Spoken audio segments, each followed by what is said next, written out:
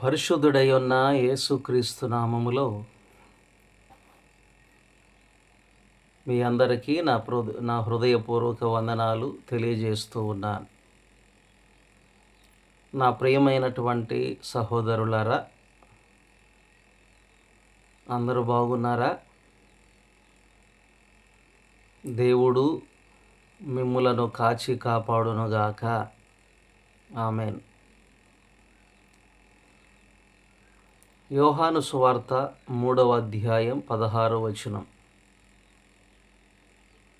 దేవుడు లోకమును ఎంతో ప్రేమించెను, కాగా తన అద్వితీయ కుమారునిగా పుట్టినవాని యందు విశ్వాసముంచు ప్రతివాడును నశింపక నిత్య జీవము పొందును.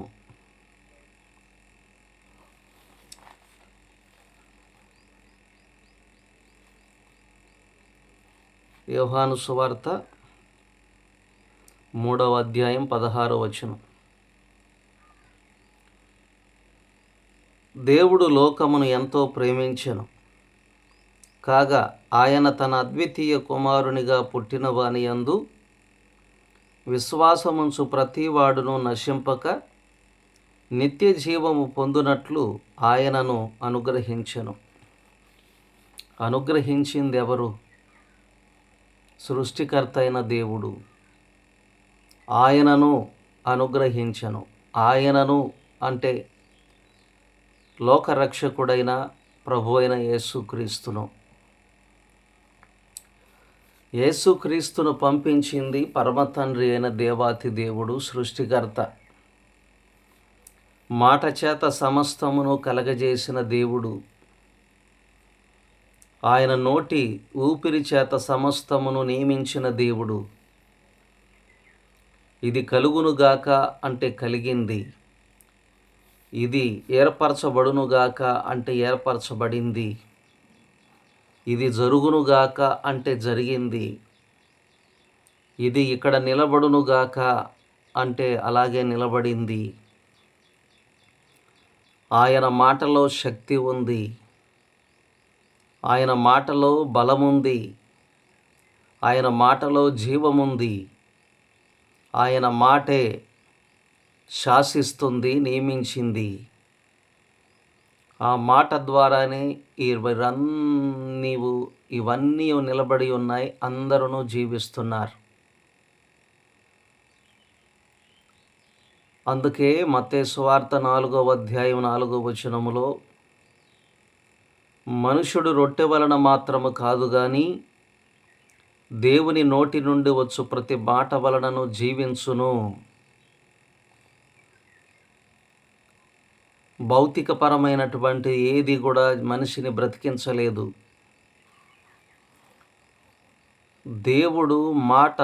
దేవుని మాట సెలవిస్తే చాలు, ఆ మనుషుడు బ్రతుకుతాడు. జీవోత్సవంలో ఉన్నవాడు కూడా బ్రతుకుతాడు. ఎండిపోయిన స్థితిలో ఉన్నవాడు కూడా చిగురిస్తాడు. మరణపాశములతో చుట్టబడి కట్టబడి ఉన్నను వాడు విడిపించబడి బాగుపడతాడు. ఆయన మాటలో భయంకరమైన శక్తి ఉంది. ఆయనే సృష్టికర్త అయిన దేవుడు. దేవాతి దేవుడు మానవులందరూ నశించిపోతూ ఉన్నారని, అందరికీ రక్షణ మారు మనసు ఇవ్వాలని, దేవునికి దూరమైన ప్రజలందరినీ మరలా ఆయన చేరువలోనికి తెచ్చుకోవాలని తన ప్రియ కుమారునిగా యేసుక్రీస్తు ప్రభువుని ఈ లోకానికి రక్షకుడుగా సర్వమానవాళి పాపములన్నీ తీసివేయడానికి శ్రమలు పొంది బలియాగమై శిలువలో శాపాన్ని మోసి పాపములన్నిటినీ తీసివేసి ప్రతి మానవుని పరిశుభ్రపరిచి పవిత్రపరిచి శుద్ధినిగా మార్చి నీతిమంతులుగా మార్చటానికి పరిశుద్ధుడై ఉన్న దేవుడే రక్తాన్ని చిందించి ఆయన మరణించి పాతాళములో పెట్టబడి 3వ దినమున పునరుద్ధానుడై లేచినటువంటి యేసుక్రీస్తు లోకరక్షకుడు. అద్వితీయ కుమారుడు దేవునికి అద్వితీయ కుమారుడు అనగా జనితైక కుమారుడు. ఆ కుమారుణ్ణి దేవుడు పంపించాడు. ఆ కుమారుణ్ణి తన ప్రజల కోసము పాపము నుండి, దాస్యము నుండి, మరణము నుండి రక్షించి విడిపించి నిత్య జీవాన్ని ఇవ్వడానికి ప్రభు అయిన యేసుక్రీస్తుని పంపించాడు. ప్రభు అయిన యేసుక్రీస్తును పంపించడానికి ముందు సృష్టికర్త అయిన దేవుడు ఈ లోకమును ఎంతో ప్రేమించాడు. ఎంతో అనే మాటని మీరు సాగదీయండి. ఎంతో మీరు అన్నంతసేపు అనొచ్చు, అనుకుంటా పోవచ్చు. స్వాన్ లిమిట్ అనేది లేదు, లెక్క అనేది లేదు. ఎంతో ప్రేమించాడు. ఆయన ప్రేమకు హద్దులు లేవు. ఆయన ప్రేమకు ఎల్లలు లేవు.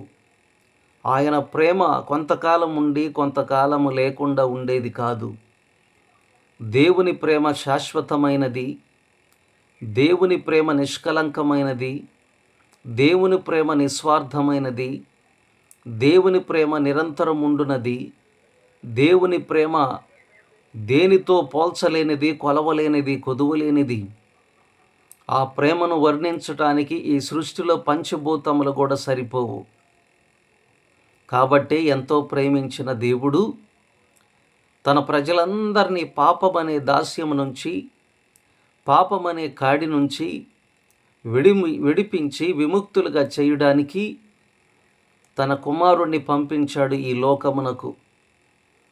ఆయన కుమారుణ్ణి ఏ విధంగా పంపించాడో మత్తయి సువార్తలో మనం చదువుతున్నాం. 1-2 అధ్యాయాల్లో కన్యక గర్భమును ధరించినదై పరిశుద్ధాత్మ వలన కుమారుని కనును, ఆయనకు యేసు అని పేరు పెట్టుదు అన్నాడు. అలాగే జరిగించాడు. కాబట్టి యేసు అనగా రక్షకుడు, క్రీస్తు అనగా అభిషిక్తుడు. రక్షకుడైన క్రీస్తు, రక్షకుడైన అభిషిక్తుడు, అభిషిక్తుడైనటువంటి రక్షకుడు యేసుక్రీస్తు. ప్రియమైనటువంటి వారలారా, దేవుని ప్రేమకు హద్దు లేదు. దేవుని ప్రేమకు కొరత లేదు. దేవుని ప్రేమకు ఎల్లలు లేవు. ఆ ప్రేమను వర్ణించజాలము, వివరించజాలము. ఆ ప్రేమ యుగయుగాలు ఉంటుంది. ఆ ప్రేమ తరతరాలు వరకు చెరిగిపోనిది. ఆ ప్రేమ గొప్పది, వర్ణించరానిది, వివరించలేనిది, ఊహకందనిది.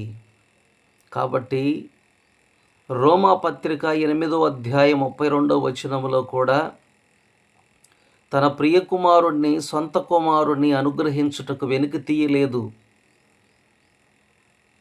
వాగ్దానము చేసినవాడు, ఈనాడు వాగ్దానము చేసినవాడు ఖచ్చితంగా నీకు నెరవేర్చి తీరుతాడు. దేవుడు నీకు ఏదైతే వాగ్దానం ఇచ్చాడో, దేవుడు నీకు ఏదైతే చేస్తానని చెప్పాడో, దేవుడు ఏదైతే నీకు ప్రమాణముగా చేసి ఉన్నాడో దానిని తప్పక నెరవేరుస్తాడు. ఈ మాటలు వినుచున్నావో సహోదరి, సహోదరుడా, నీవు ఎక్కడ ఉన్ననో ఖచ్చితముగా నీవు గుర్తుంచుకోవలసినది ఏమిటి అనంటే, దేవుడు నీ జీవితంలో గొప్ప అద్భుతాన్ని చేయబోతున్నాడు. నీకు ఏమి కావాలో, ఏది నిర్ణయించి పెట్టాడో దానిని నీకు అనుగ్రహిస్తాడు. ఎందుకు అనగా, ప్రాణం పెట్టడానికి తన ప్రజల యందు ప్రీతి గలవాడు. 97వ కీర్తనలో రాయబడి ఉన్నది కదా, దేవుడు తన ప్రజల యందు ప్రీతి గలవాడు, ప్రేమ గలవాడు గనకే తన భక్తులను విడువడు. 16వ కీర్తన చివరి వచనములో రాయబడి ఉంది, భూమి మీదనున్న భక్తులే శ్రేష్ఠులు, వారు నీకు కేవలము ఇష్టలు. నా ప్రియ సహోదరుడా, సహోదరి, ప్రియులారా, పరిశుద్ధులారా, దేవుని పిల్లలారా, ఇది మీరు మనసున పెట్టాలి, గమనించాలి. దేవునిని వెనక వేయొద్దు. దేవుడు నీ కొరకు ప్రాణత్యాగం చేశాడు.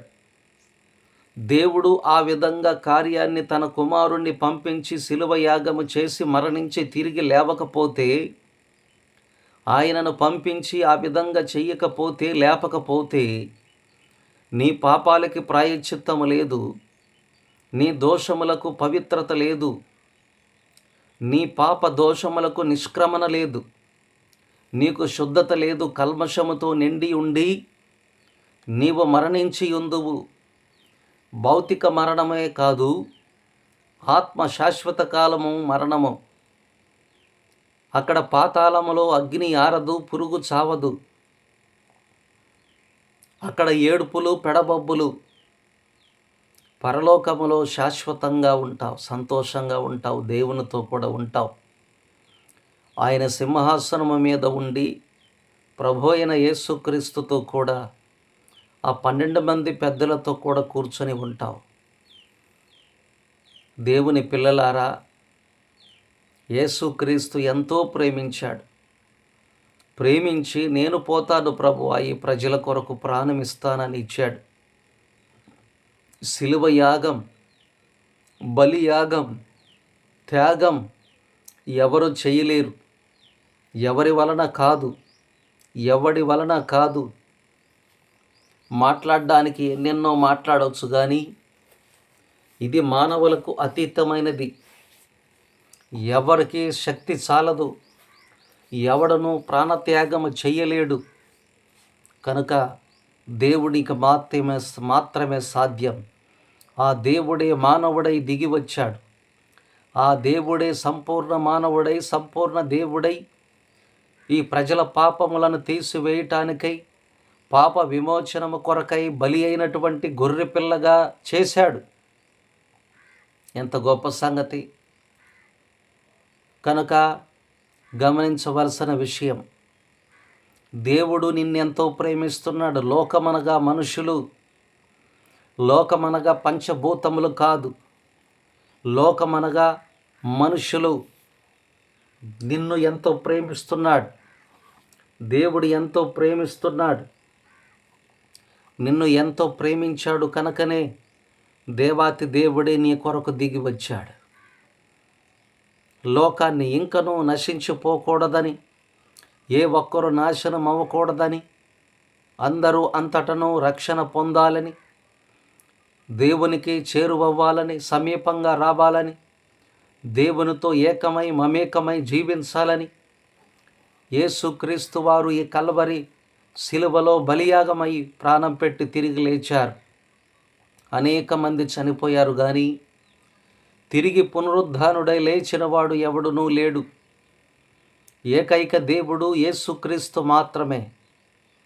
ఈ మాటలు వినుచున్నటువంటి ప్రియ సహోదరుడా, సహోదరి, దేవుడు నిన్ను ఎంతో ప్రేమిస్తున్నాడని, ఆయన నీ కొరకు సమస్తము ధారపోశాడని, నీకు సమస్తము ఆయన చెయ్యగలడని నమ్మి విశ్వసించి దేవునిలో ముందుకు కొనసాగు.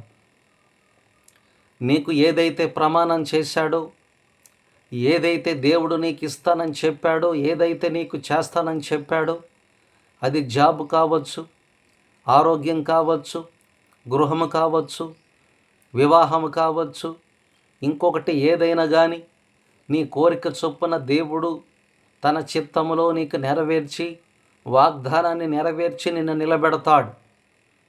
నమ్ము, విశ్వసించు, నమ్మిక మాత్రం ఉంచమని చెప్పాడు. నమ్మిన ఎడల దేవుని మహిమ చూస్తావని చెప్పాడు. నీవు నమ్ము, దేవుని మహిమ కనబడుతూ ఉంది. కాబట్టి ఎంతో ప్రేమించిన దేవుడు తన సొంత కుమారుని వెనుక తీయుటకు, అనుగ్రహించుటకు వెనుక తీయని దేవుడు సమస్తమును వాటితో పాటు ఎందుకు ఇవ్వడు? ఇస్తాడు.